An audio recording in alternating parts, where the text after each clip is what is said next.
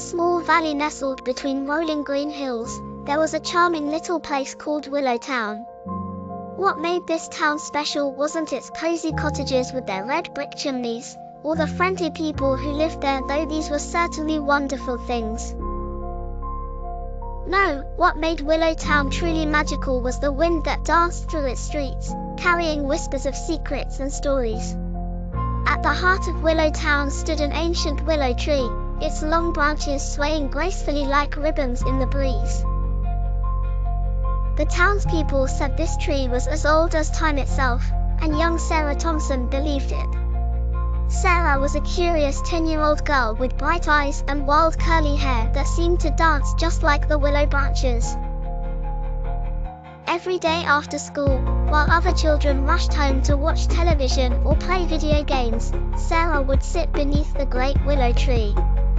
She would close her eyes and listen to the wind as it rustled through the leaves.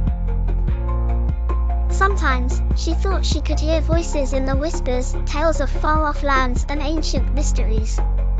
One particularly windy autumn afternoon, as golden leaves swirled around her feet, Sarah heard something different in the wind's song. It wasn't just the usual gentle murmuring this time, it sounded like a cry for help. Help, help! The wind seemed to say, its voice growing stronger with each gust. Sarah sat up straight, her heart beating faster.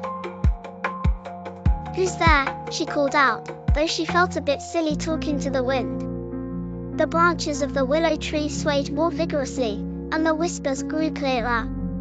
"The seeds, they're trapped, they need to fly free." Looking up, Sarah noticed something she'd never seen before. Caught in the highest branches of the willow tree were hundreds of tiny seed pods, unable to break free and float away on the wind as nature intended. The tree had grown so tall and its branches so thick that its own seeds couldn't escape to plant new trees elsewhere. Sarah knew she had to help, but how could a small girl solve such a big problem? She thought carefully and remembered something her science teacher had said about wind patterns.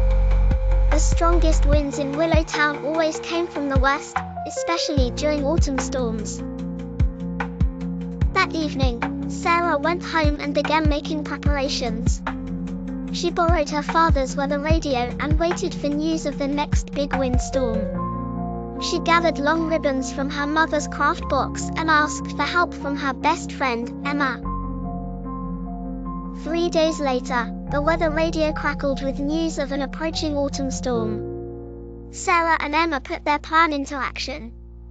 With the help of Emma's older brother, Tom, they carefully tied their ribbons to long bamboo poles from the garden. When the wind began to pick up, they used the poles to gently brush the highest branches of the willow tree, creating paths through the tangled limbs. As the storm grew stronger, something magical happened. The wind, which had always whispered through Willow Town, seemed to understand what the children were trying to do. It grew stronger but not fiercer, more purposeful but not dangerous. The ribbons danced and weaved through the branches, creating channels in the willow's canopy. Suddenly, with a sound like soft rain, hundreds of willow seeds broke free from their pods. They floated up into the air, their delicate white fluff catching the wind like tiny parachutes. The wind carried them up into the darkening sky, spreading them far and wide across the valley.